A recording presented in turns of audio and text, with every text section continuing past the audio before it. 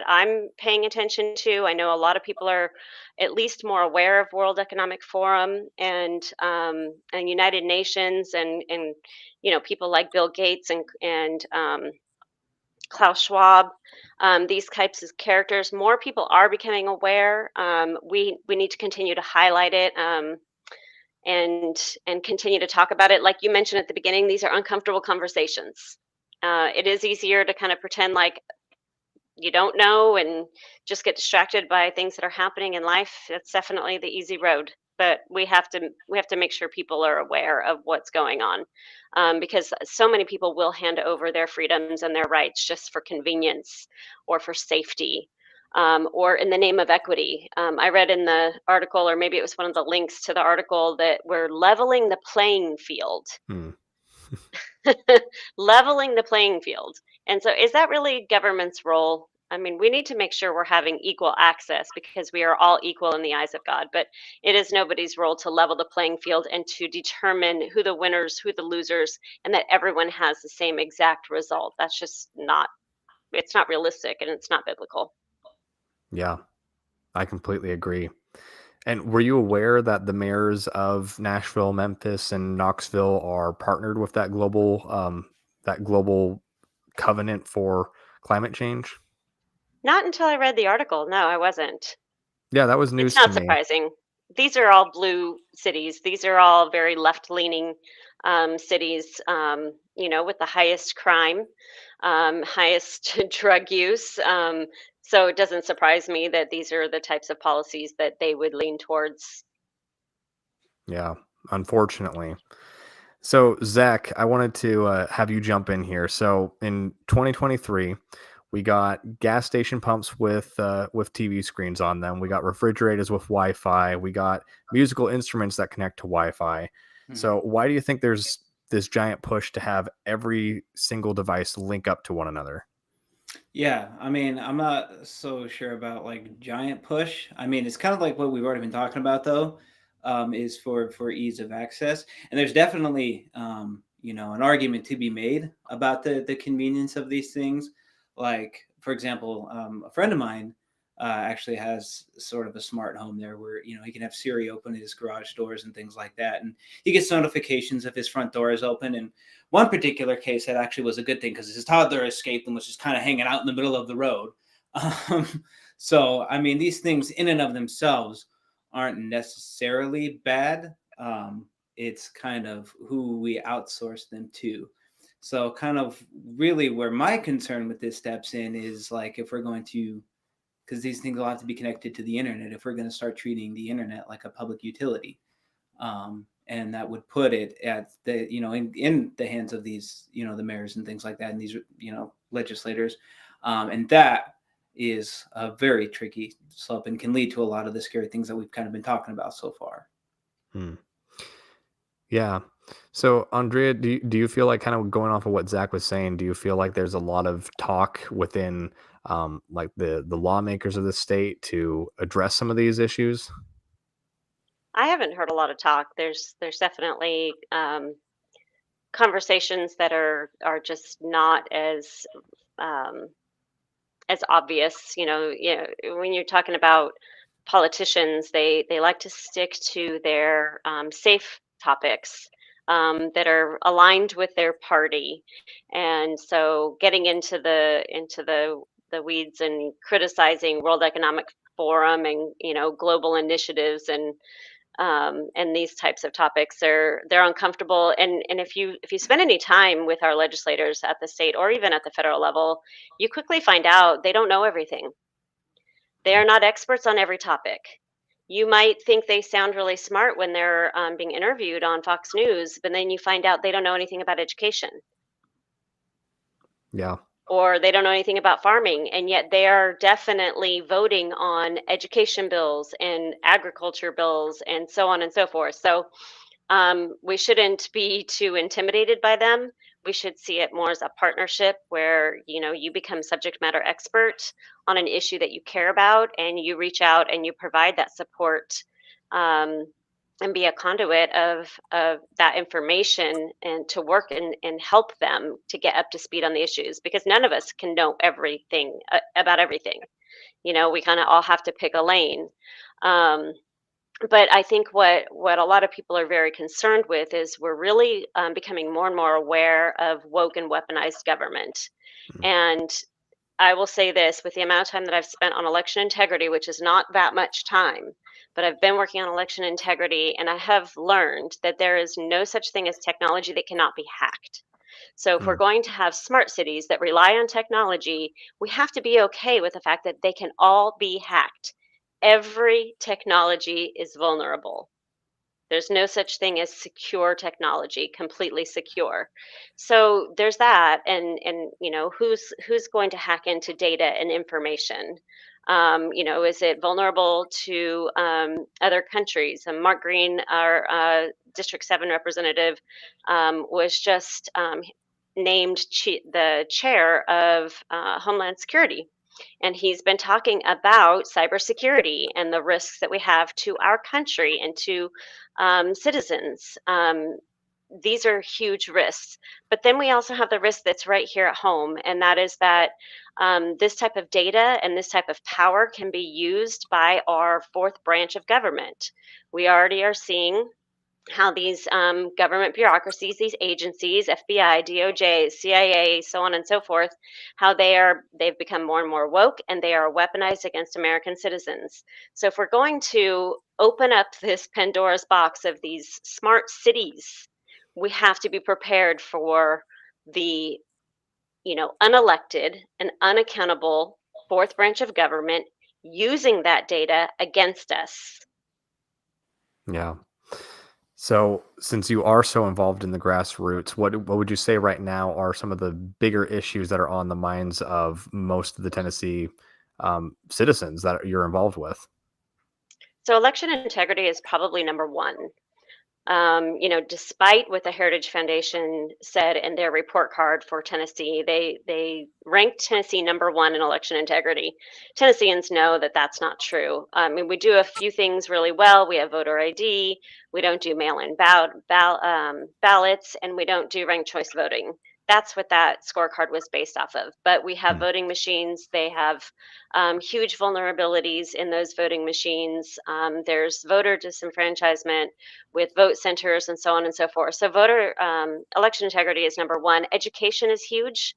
Our education system, public schools, even all the way up to higher education, there's definitely a Marxist turn in our curriculum, the indoctrination that's there, and even in the practices, with the diversity, equity, and inclusion. I had to go through, as a teacher, I had to go through bias training. It was like this anti-racism type, training.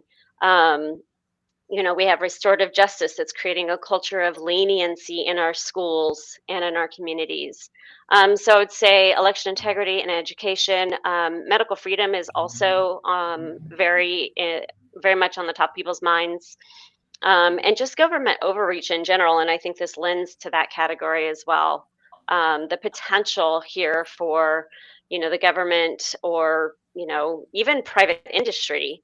I just heard a story. I was listening to a podcast just a few days ago, and I heard a story about the Madison Square Garden is using facial recognition. And they actually used facial recognition to keep a lawyer from being able to, it was more than one actually, being able to come in to their facility for a concert, based off of the fact that they were a lawyer and that they happened to be involved in a lawsuit with Madison Square Garden. But they're using facial recognition to discriminate against someone being able to come in to a public accommodation.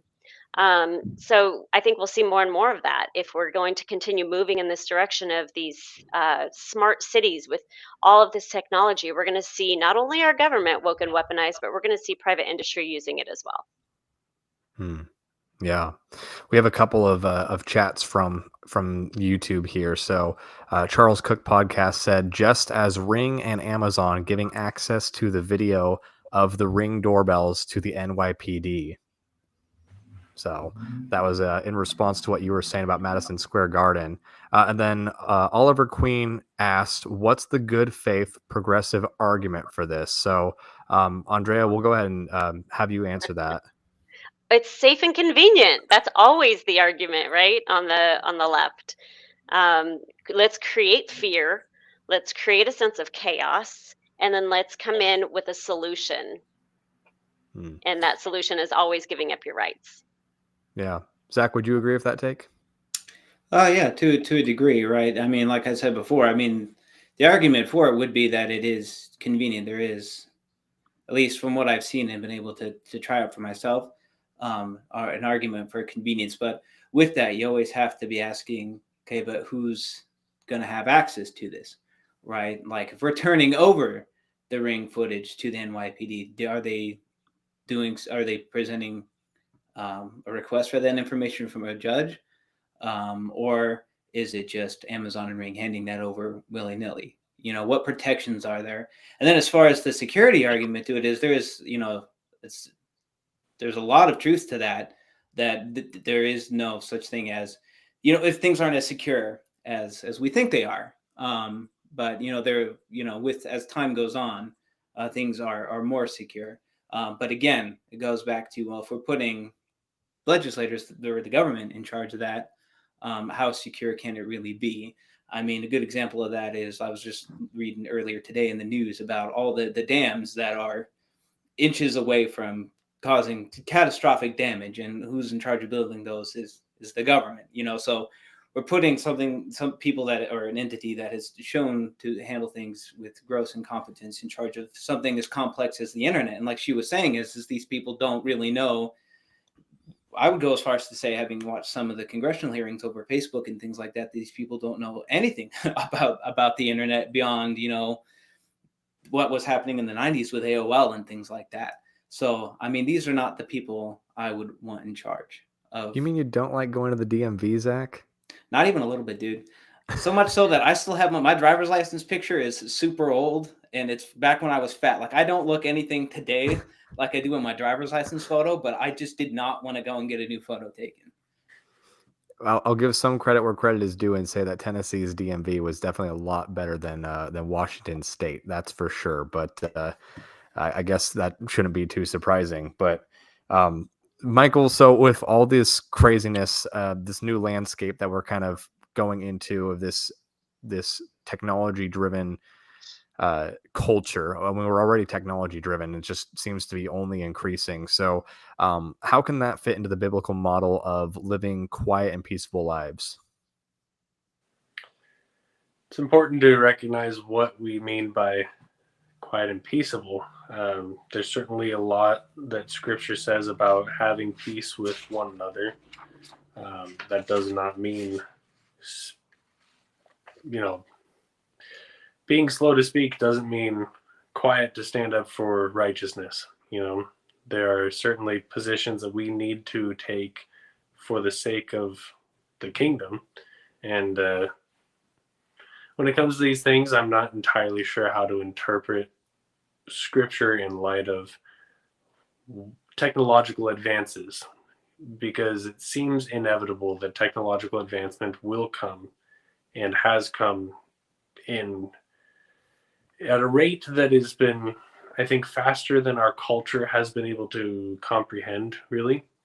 It's pretty wild to think that we each hold in our pocket a greater technology than existed in all of the world in any computing system 25 years ago.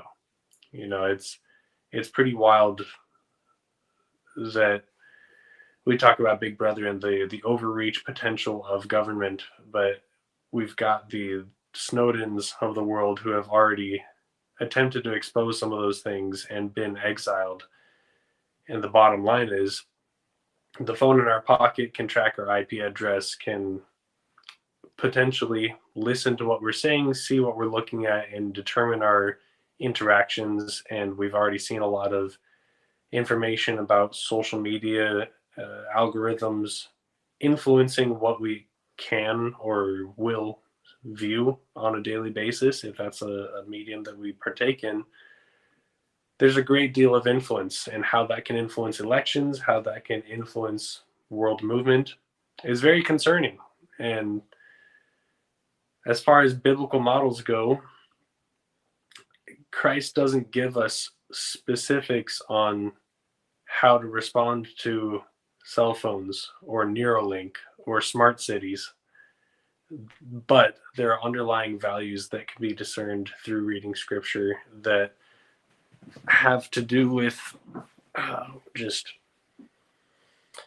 the rights of individuals, the freedoms that are afforded to us through salvation, and the necessity that we have to speak up for those who would otherwise be trampled on.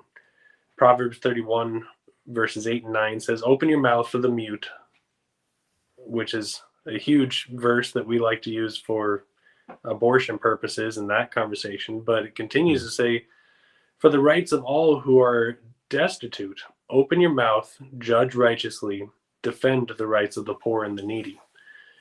And this goes kind of hand in hand, I think, with the instruction of First Peter talking about speaking against the ignorance of people and doing so in a way that promotes freedom, not to cover up evil, but to be living servants of God. And how can we recognize that in a day of extreme technological advancement, I would say the vast majority of our populations are ignorant to the implications that may come about because of these things.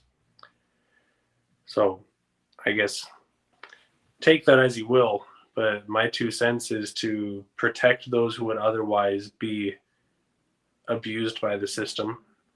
And that very often includes those who would promote the system as well. And I feel a certain responsibility to that.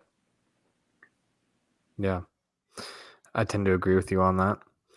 And obviously, when I think about that responsibility, I try to think about the practical steps. And Aundrea, I know that's a lot of like what your organization has some experience in. So what kind of, what would you say has been the main focus in recent times with like the lobbying that you do? And could you maybe, I guess, explain a little bit more about what you do in the state of Tennessee?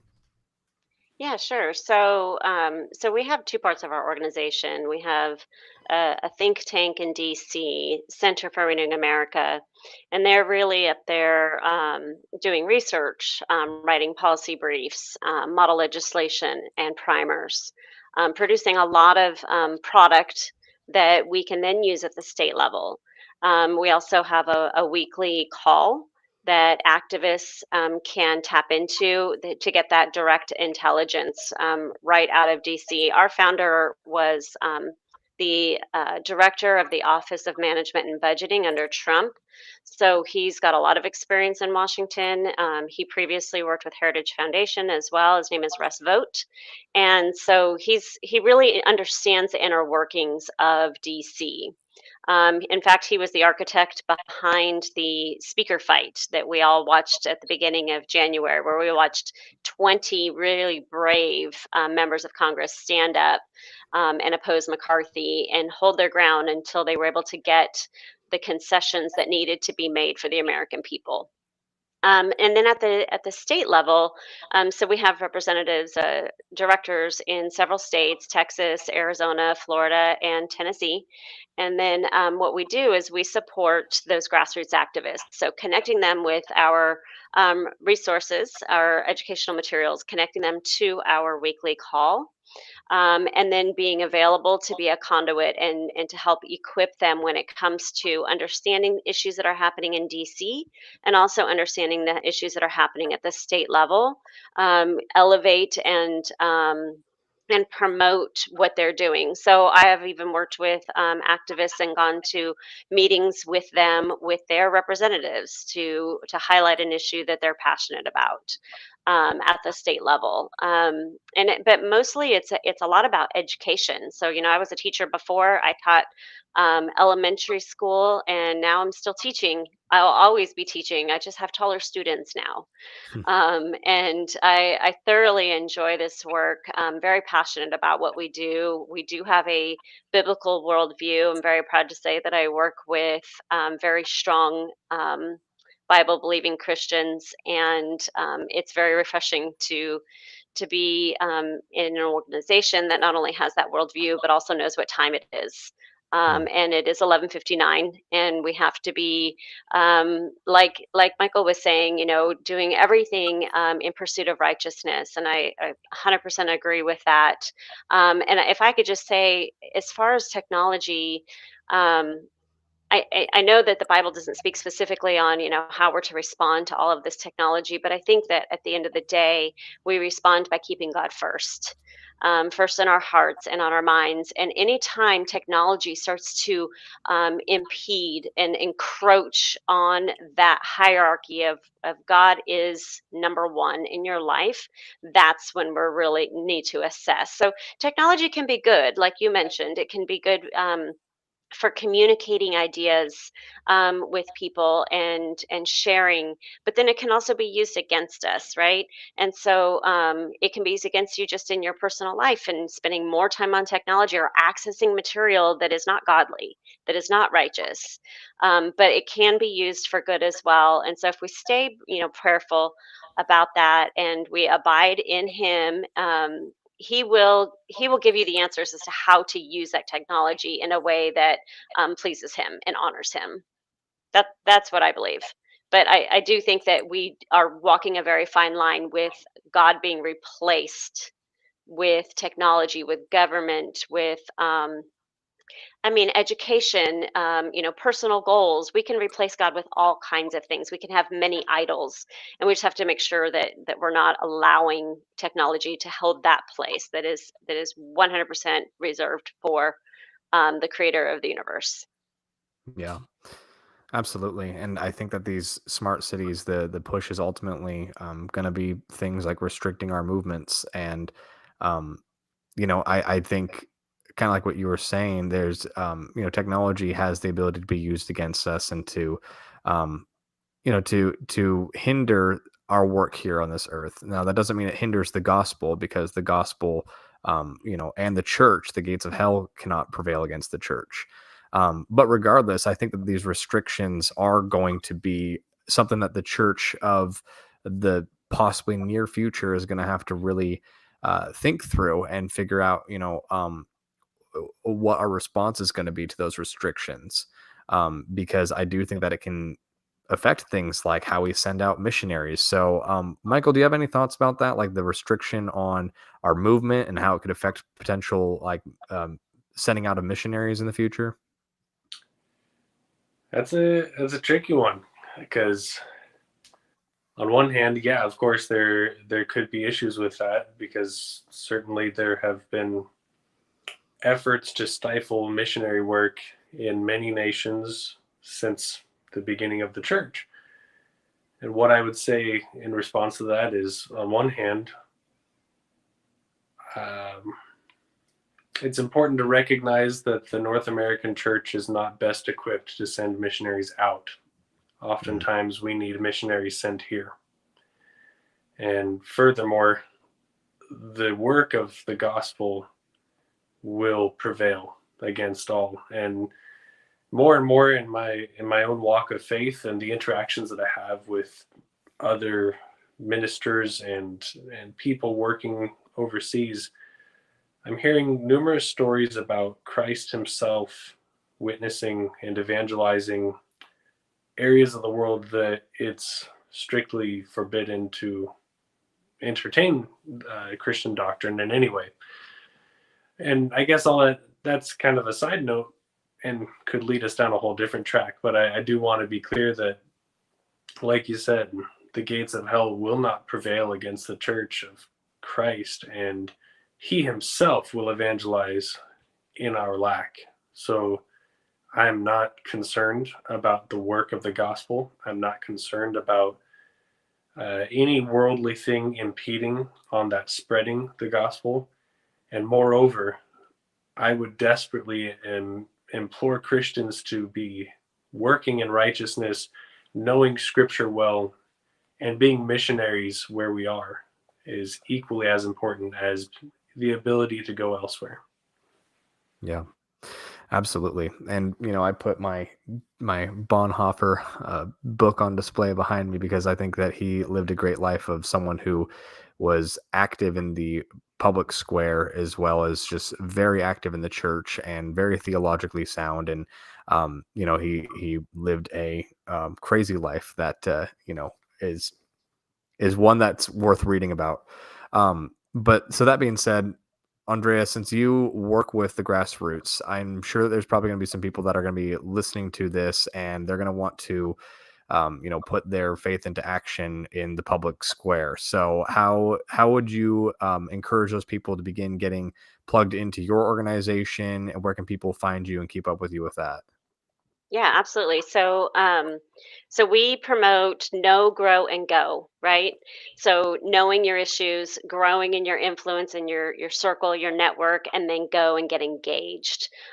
So we definitely fill in with the know. So you can learn from our resources at americarenewing.com.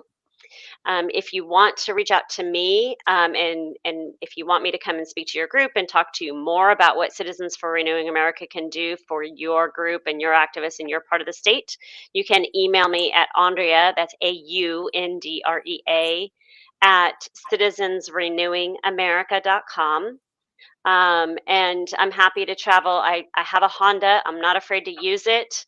Um, and so I've been traveling since last April all over the state and speaking to groups and connecting them with them, finding out what they're passionate about, supporting them and equipping them. I definitely, as a former teacher, talk to a lot of people about education and what's going on in our public school system. That is very near and dear to my heart. So yeah, those two resources. And then if you are interested in being on our weekly activist call, you can email me and I'll get you registered for that as well. So it's Aundrea at citizensrenewingamerica.com. Awesome. Cool. Well, Michael, where can people find you to keep up with you? Lately, I'm in between semesters, so I'm sitting right at home reading J.R.R. Tolkien, going into the Two Towers this week. It's a good time. I've never been so proud of you. Thanks, Dad. And Zach, where can people keep up with you? You can keep up with me on YouTube, youtube.com/my name, on Instagram at ZachAvalMusic. Probably the best place is YouTube because we're hanging out every Tuesday, singing songs, telling jokes, and cracking wise. If not there, at church on Sunday. Awesome. Well, thank you so much, Aundrea. Really appreciate you joining us. And thank you, everyone, for listening. Sorry about those technical difficulties at the beginning. We're still figuring this whole live situation out, but we'll get there. We'll get there. So, but we appreciate you, and we hope you all have a great night.